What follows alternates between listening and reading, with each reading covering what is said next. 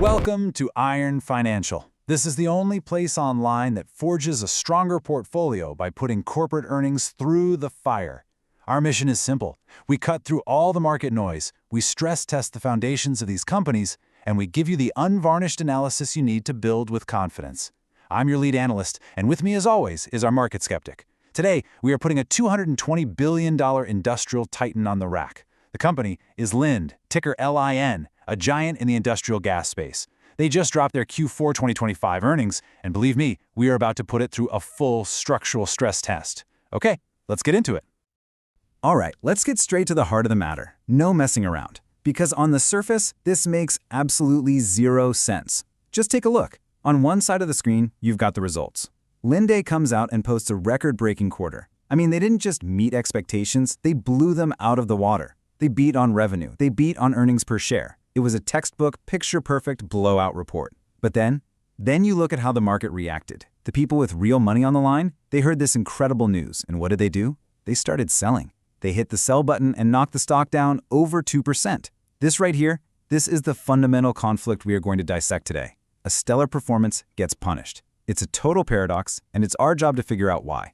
What in the world is the market seeing that the headlines are missing? That's the only question we care about. And that's exactly why we're treating this whole thing not as just another earnings recap, but as a forensic engineering project. Our job today is to examine the entire structure of this company, from the absolute bedrock foundation right up to the antennas on the roof. Is the market right to be this nervous? Is it sensing some kind of deep, fundamental crack in Linde's foundation that just isn't showing up in these glossy headline numbers? Is there a hidden stress fracture that could lead to a catastrophic failure down the road? Or, hey, is this just a classic case of short-term market panic? A brief, violent storm that a well-built structure can just shrug off. We are going to break it all down, piece by piece, and we're starting with the steel and concrete of what they actually reported. Okay, so before we go hunting for cracks with a magnifying glass, we have to understand the structure itself. You've got to respect the architecture first. So we're going to start by drilling down into the cold, hard numbers, the concrete and the steel of Linde's actual performance for Q4 and the full year of 2025. I really want you to see what this fortress is made of, because I'll tell you right now, these are some heavy-duty, industrial-grade materials we're talking about. This isn't just a pretty facade. This is a deeply rooted financial machine. Let's start right at the top line. This is the first major load-bearing pillar. Revenue for the fourth quarter came in at a massive $8.8 billion. That's a solid 6% climb from the same quarter last year. Now look, 6% might not sound like some explosive Silicon Valley growth number, but for a global industrial behemoth of this scale, that is powerful, steady momentum. But even more importantly, it sailed past the consensus Wall Street estimate of $8.64 billion. So this isn't a company that's struggling to find business in a tough environment. No, they are growing and they are beating the expectations of the very analysts whose entire job is to model their performance with pinpoint precision. And that strength at the top line, it flows directly down to the bottom line, which is where it really counts. Adjusted earnings per share, or EPS, hit $4.20. And again, that's a clear beat over the $4.17 the street was looking for. Now, what's really important here, what you have to understand about this slide, is the consistency. This isn't some lucky one-off event. This marks the fourth consecutive quarter that Linde has surpassed the consensus EPS estimates. This is a pattern of high performance. It speaks to a culture of disciplined execution and an almost uncanny ability to deliver quarter after quarter after quarter. That's not just a pillar, that's a reinforced column of solid steel, proving that management really knows how to navigate this business. All right, now let's zoom out. Let's pull back from the single quarter and look at the integrity of the entire year. This is where you see the true scale and, frankly, the incredible resilience of this whole operation. Full-year sales hit nearly $34 billion, up 3%. Adjusted operating profit, that's the core profitability of the business, it crossed the $10 billion mark for the first time ever, up 4%.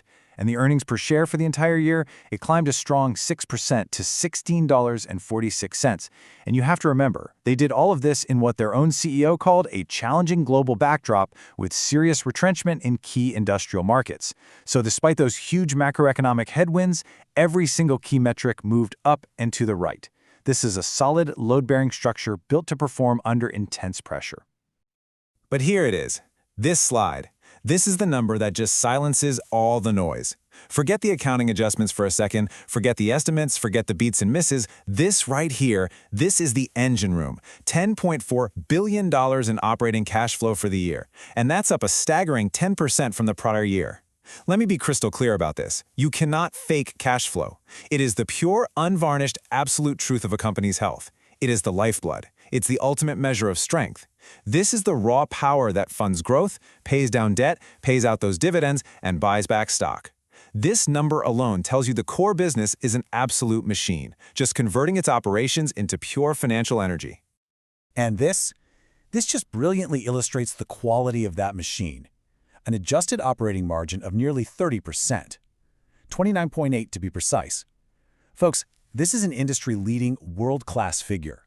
They aren't just getting bigger, they are getting more efficient and more profitable with every single dollar of sales that comes in the door.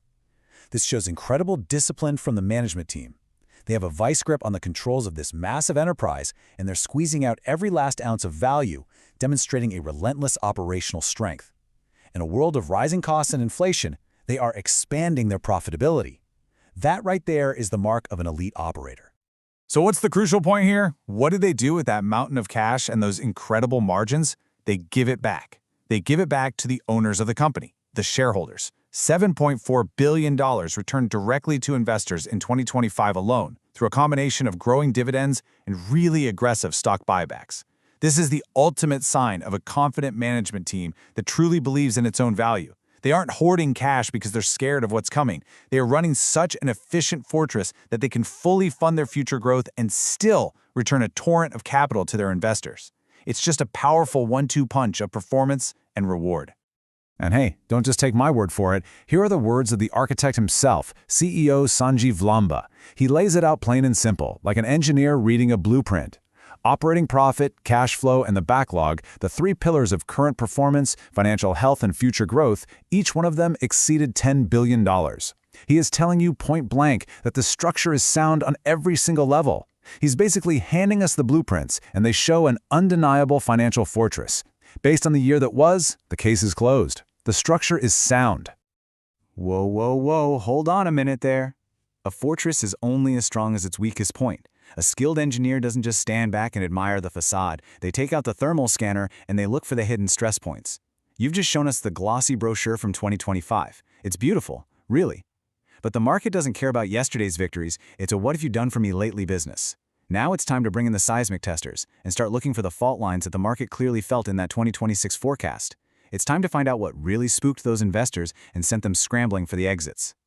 And here we go. Let's start with the smoking gun. This table right here, this says it all. The market trades on the battles of tomorrow, not the trophies from yesterday. And according to Linde's own forecast, their 2026 isn't going to be the home run that Wall Street had already priced in. Just look at the midpoint of their adjusted EPS guidance, $17.65.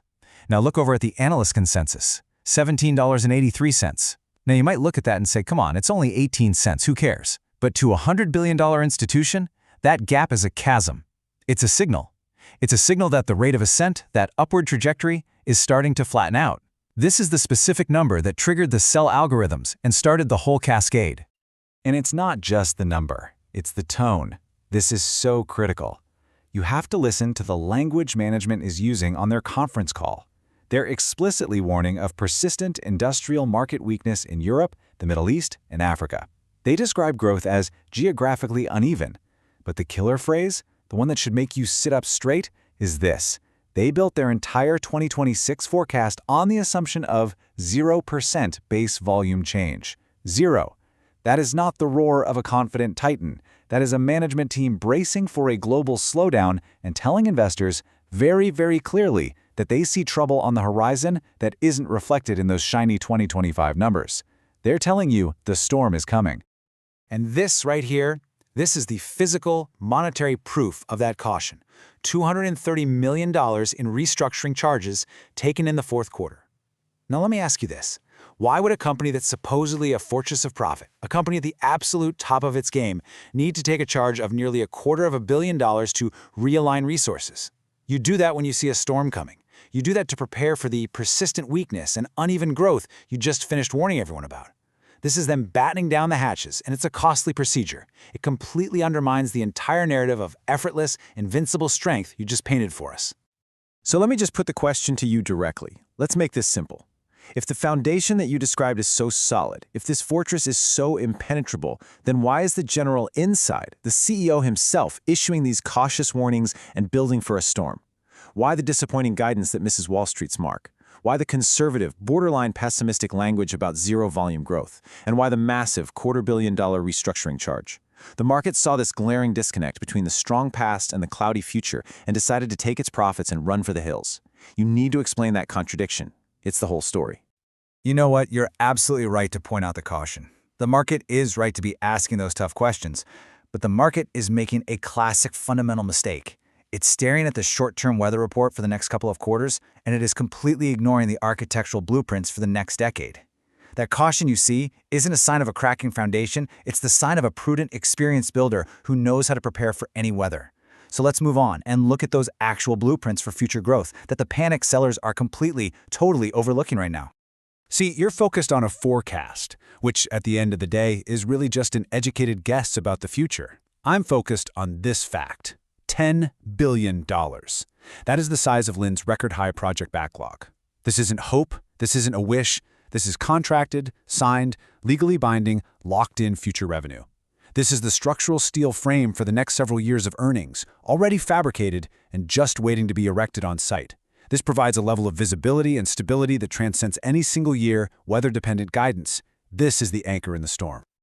Now, here's what's really interesting about this slide. The composition of that steel frame.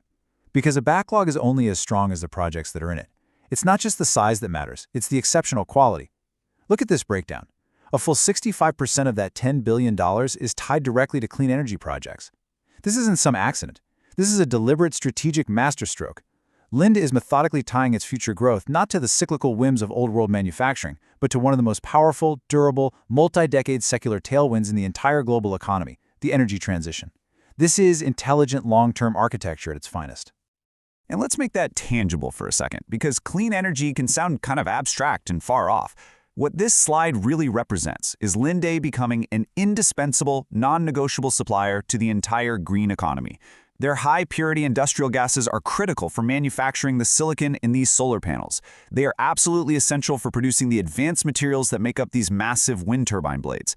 What they're doing is embedding themselves so deeply into the supply chain of the future that building a green economy without them becomes nearly impossible. That is how you build a foundation that lasts for 50 years, not just 50 weeks. But here is the real kicker. This is the hidden pillar of growth that the market is completely ignoring in its panic over guidance. Linde supplies the propellants, the fuel for 65 to 75% of all global rocket launches. They have a near monopolistic position in this space. They have over $500 million in contracted investments from their space launch customers that is not even included in that massive $10 billion backlog. This is a separate, dominant position in a sector that is poised for explosive, double-digit growth for years and years to come. It's a powerful, hidden growth engine that the market and its short-sighted fear simply is not pricing into the stock right now. All right, you've laid out the future blueprints, I'll give you that, and I have to admit, the long-term vision is compelling. But I've pointed out the immediate storm warnings and the market's very real, very negative reaction. The evidence is on the table from both sides of this argument. So, it's time. Let's step back, synthesize all the data from our stress test, and render the final iron financial verdict. Okay, let's put it all on the table side by side so the picture is crystal clear for everyone. The ironclad case, the bull case, is built on undeniable facts, record-setting cash flow and best-in-class operating margins, a massive $7.4 billion returned directly to shareholders, proving their financial strength and their confidence, and of course a $10 billion plus backlog strategically positioned in the highest growth secular tailwinds on the planet, clean energy and space. But the structural risks, the bear case, are just as real, and you absolutely cannot dismiss them. They missed consensus guidance for the year ahead, which is a cardinal sin on Wall Street. The CEO's own commentary is filled with explicit caution, and a $250 million restructuring charge is a tangible sign that they are preparing for tougher times. You simply can't ignore those warning signs. So here's the crucial point of our entire analysis today. The market sold off on the forecast. It reacted to the words, to the caution, to that slight miss on a future projection. But when you apply real pressure to the actual structure, the balance sheet, the cash generation engine, the contracted backlog of future business. The foundation is rock solid. In fact, you could argue this company's been built specifically to withstand the very economic headwinds that management is now prudently warning everybody about. Its strength is designed for this exact environment, not for calm seas. So here is the final verdict from our stress test. The sell-off you're seeing is really just the market asking one simple question. Is this a momentary emotional overreaction to a conservative weather report, or is it the first tremor of a real earthquake?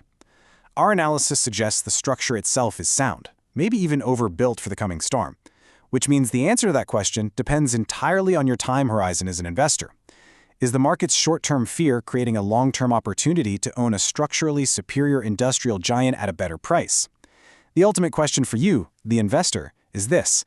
Do you build your portfolio based on the daily weather report, or do you build it based on the quality of the structural engineering? That's the choice. Quick disclaimer, everything I share is for entertainment and informational purposes only. I'm not a financial advisor, so please do your own research or talk to a professional before making any moves with your money.